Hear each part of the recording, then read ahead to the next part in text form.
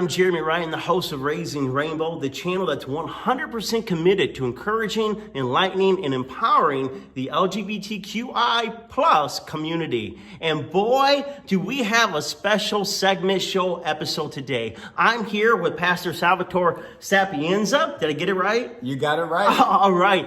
This man, I call him a man of God. Now, some of you don't stop the channel. I know you're seeing the clergy symbol here and you're like, no, I ain't watching this. This channel is about lifting our spirituality and our consciousness. And you truly are going to hear things that you may have never heard come from a Christian perspective. So you don't want to turn this channel off. You want to turn it on, turn it up, and really hear a spiritual connection from Christianity that you may have never heard that resonates with me. You know I wouldn't bring anyone on that didn't resonate with my spirit. I met Pastor Sal. A lot of us call him Pastor Sal, but Pastor Salvatore, I met him several years ago at an interfaith retreat center where different people of all faiths would come together and share their connection to God, their connection to spirit. And your explanation and your teaching resonated so deeply with me.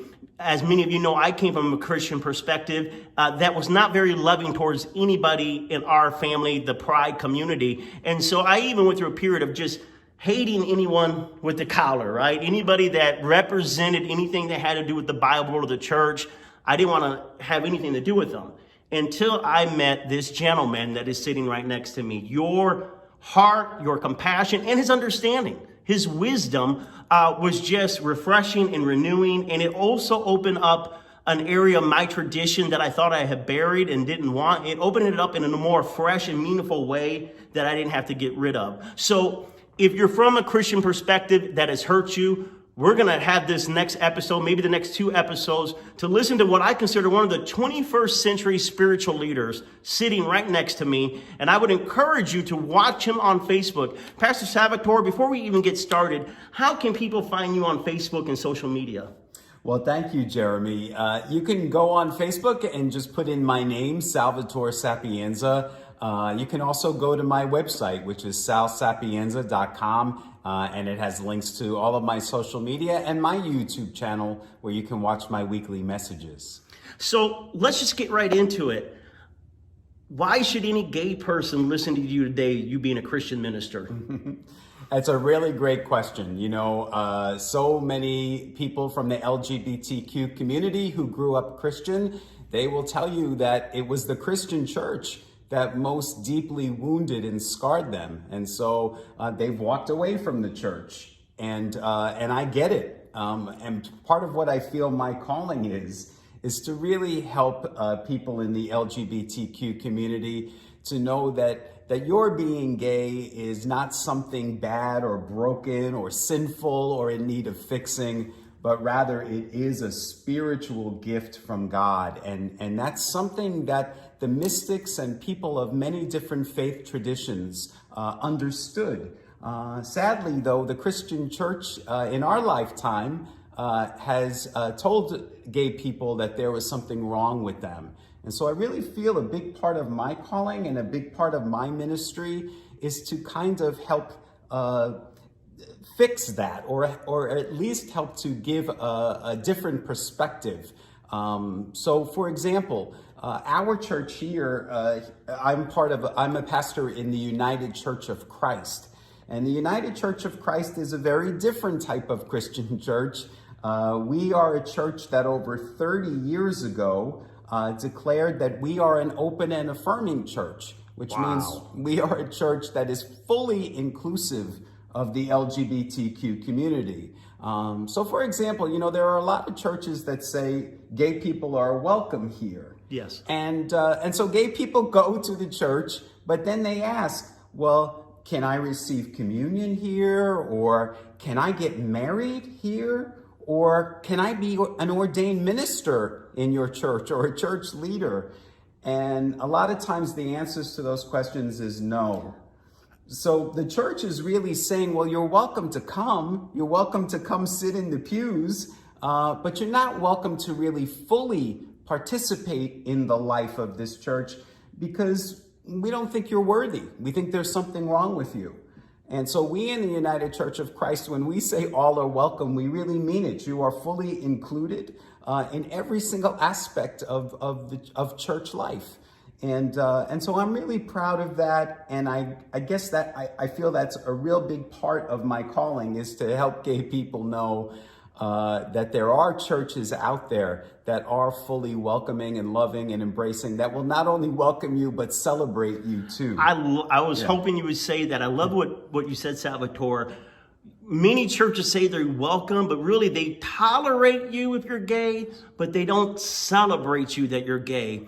And what I'm hearing from you, as you said in the beginning of this segment, for all of you that are watching on Raising Rainbow, your sexuality is not an accident, it's not perversion, it's not a mistake. Your sexuality is a gift. The universe, God, whatever you call that higher power, created you wonderfully and fearfully. Fearfully meaning he knew what he was doing. She knew what she was doing. And I'm so excited that there are churches like the one right here in Douglas, Michigan. If you're in Michigan, it's worth the drive to come to a church that celebrates you for all of who you are. You know, I love what you say, because so many times when I went to churches, when they talk about gay people, lesbians, bisexuals, it's always, well, we hate the sin, but love the sinner. And what I'm hearing from you is you don't believe that your sexuality makes you a sinner. Absolutely not. You know, that line, love the sinner, hate the sin, is nowhere in the Bible. And we do not believe that your sexuality is a sin. We believe it is a gift from God. I wrote a little book a few years ago, which is called Gay is a Gift. Because that's really what I wanted to get across, was that your being gay is not a curse or something bad. It's actually something wonderful. It's a spiritual gift God gave you. And so in the book, I talk about how spiritual teachers throughout the centuries from lots of different faith traditions actually spoke about how being gay was a spiritual gift. So, for example, in Hinduism, which is thousands of years older in Christianity, there are deities that are half male and half female. In Hinduism, there's a third gender, male, female, but then there is also this third gender, which is a beautiful blend of the masculine and the feminine. And we see that in the Native American spirituality. You know, in Native American tribes, they have the person that's called the two-spirit, because they believe that this person possesses both the masculine and feminine energy. And because they have that beautiful balance, the person is actually revered in the tribe. In fact, the chief of the tribe goes to the two-spirit before making any decisions, because they know that the two-spirit is the one who's more in tune with the divine, because again, has this beautiful balance. And so this is something that we hear in so many different traditions. And unfortunately, the Christian church in our lifetime has kind of taught us differently. I think it's important for us to kind of expand our thinking and to really look at what our faith tells us. You know, the Bible, because a lot of times when I talk to Christians and I'll say, they'll say, well, being gay is a sin. And I'll say, well, where does it say that? And they say, well, it says it in the Bible. Isn't it Leviticus? Like a man should not lie with another man like a woman, or you should stone, or abomination. Yes. You know, it's so interesting, because I tell people the word homosexual didn't appear in the Bible until 1946. I'm not kidding. And it surprises a lot of people. But if you have a grandparent who has like an old family Bible from before 1946, look it up. You'll see the word homosexual didn't appear there. It wasn't until much later. And that line that people refer to, a man shall not lie down with a man as he does with a woman, and if he does so, he's an abomination and should be put to death. That's what it says. But really what it's referring to is pedophilia. The word that was translated doesn't mean to lie down with another man in terms of a loving adult relationship. It was talking about men having sexual relations with young boys. So I think it's really important for people to educate themselves. And I would refer to a wonderful website, which is called the Reformation Project.org. Can you say that again? Yes, the Reformation Project.org. And on that website, you can see all of these lines that Christians use that they supposedly claim the Bible says that homosexuality is a sin. It goes through those lines and explains what they really mean, how they were written, why they were written. You know, that line, for example, comes from the book of Leviticus, which was an ancient book written by primitive people. It was written thousands of years before Jesus. And in that book, there are rules about owning and whipping slaves, and about stoning women who commit adultery, and about slaughtering animals. There's even a line in there that says you are allowed to murder an unruly child. I would not have made it. I would not have been here. I'm glad my parents didn't read that part. And so what I say all the time is, how come we don't follow any of those other rules anymore, even though they're in the Bible? How come we don't slaughter and sacrifice animals? How come we don't have slaves and whip them? How come we don't stone women who cheat on their husbands? Okay, we don't do that anymore because we've evolved. Yes. We have evolved as a people. So my question is, why are we still holding on to the supposed gay one? How come we haven't evolved there? And Well, you wrote for Pastor Salvatore. It's a phenomenal writer. One, you need to get this book so we can talk about why your sexuality is a gift. But he has a phenomenal, the other book that I read, about growing up. Can you give us the title of that book? Yes, it's actually my most recent book. It's called Childish Thinking, How the Church Keeps Us Stuck in Sunday School. And what I say in the book, Jeremy, as you know, is a lot of us didn't grow up from what we learned in Sunday school. We still have those childish notions about our faith. So we think God is an old man up in the clouds with a long gray beard who's keeping track of your mistakes and who's going to punish you. And we think that hell is a fiery pit down below and the devil's a red guy with horns and a pitchfork. And none of those things are in the Bible. Those are just things we tell children. And so my point with the book is we have to evolve and grow in our faith. And so it's childish thinking to say that because someone is a member of the LGBTQ community, that they're an abomination and that they're going to hell, because it simply isn't true. And so it's very important for us as people of faith to speak that truth. And it's also important, I think, for everyone to just educate themselves. And to really learn what your faith really is about. You know, I say to Christians, if you're followers of the way of Jesus, then what did Jesus say about the LGBTQ community? And you know, homosexuality was well known in the time of Jesus. But you know, in all of his many teachings about so many different subjects, Jesus never said anything about being gay. Not one time. I mean, you would think if it was such an abomination that you could put someone to death for it, don't you think he would have said something about it at least once? So, yeah, he's zipped. That's why I went like that. He didn't say anything because there was nothing to say.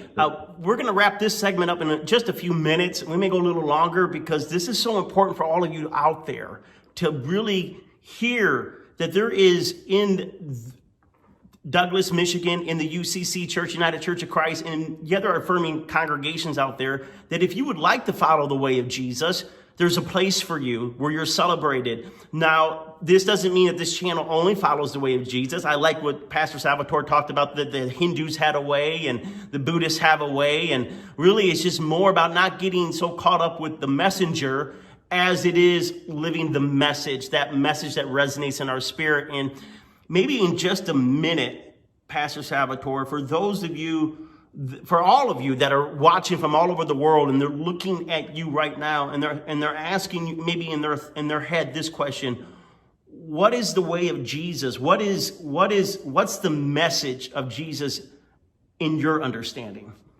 The message of Jesus, and it was the message of the founders of all of the world's major faith traditions, was love. That's why we're here. We are here to give love and to receive love, and to recognize that God is love and that God's love is within each and every one of us.